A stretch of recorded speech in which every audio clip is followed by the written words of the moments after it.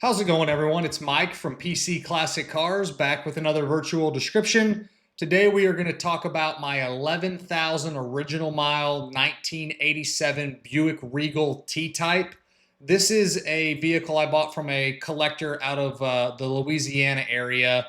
He owned the car for the last couple of years. It actually did not live in Louisiana for, I think, I think it only lived in Louisiana since 2022.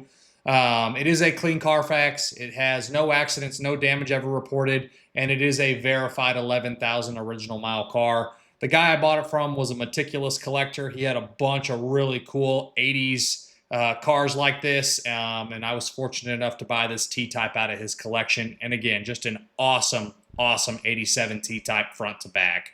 The driveline that's in it, it retains the original turbocharged 3.8 liter V6 that all of these would have came with, and it is a stock motor backed by the 200R4 overdrive transmission, which is also stock. And then you have your factory options like power steering, Hydro Boost with the discs up front.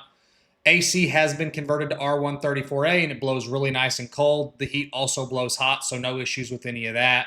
You do retain the original factory manifolds, and then you have your full stock exhaust. So really mechanically, outside of the AC being converted to R134A, it is a very stock and a very original car, and it drives like a brand new T-Type.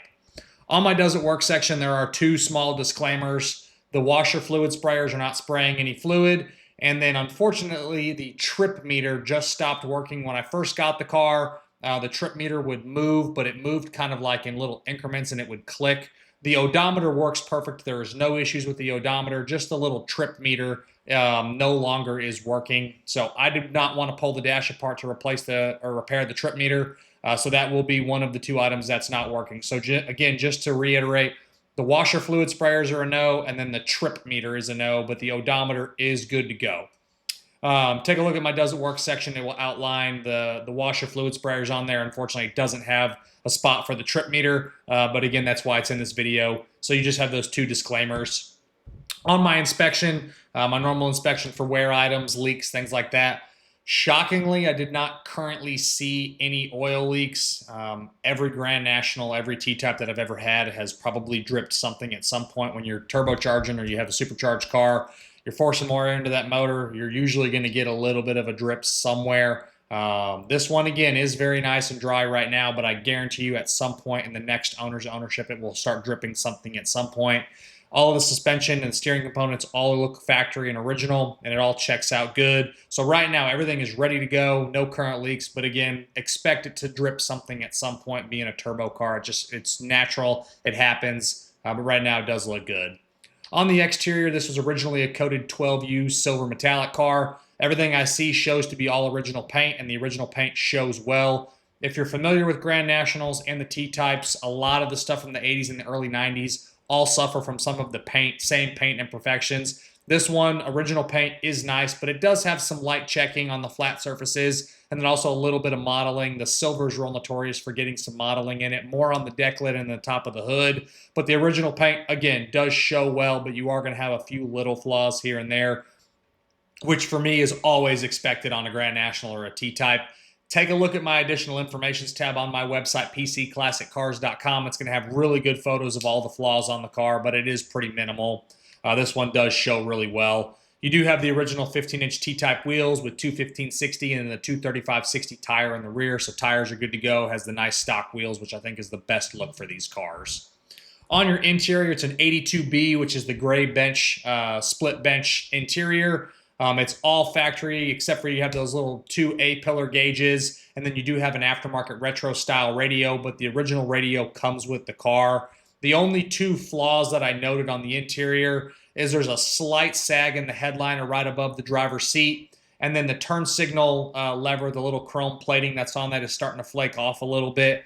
Really nitpicky stuff there, but overall the interior is very nice. No weird smells. The seats, the carpet, the mats, the dash itself, everything is in really nice shape.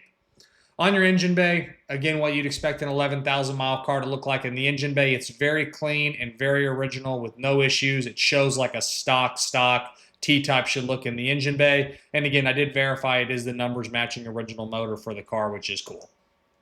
On the underneath, it's all factory, very original, still has the original exhaust. You do have some minor surface corrosion on the factory exhaust, but it's really minimal. The underneath represents like a very low mileage, very original car, and that's really what it is. So underneath, no current issues. Overall, I am a huge fan of Grand Nationals as well as the Buick T-Types. I actually get a whole lot less T-Types than I do Grand Nationals because less were made. T-Types are great cars. They drive awesome. They drive just like a Grand National. Obviously, you have a few options for colors and interiors when it comes to the T-Types, so that's why some guys like them. Not all of them are going to be black like the Grand Nationals. But I try to keep one Grand National and one T-Type in my inventory at any given time. It's easier said than done because these cars are very hard to buy and they are very expensive.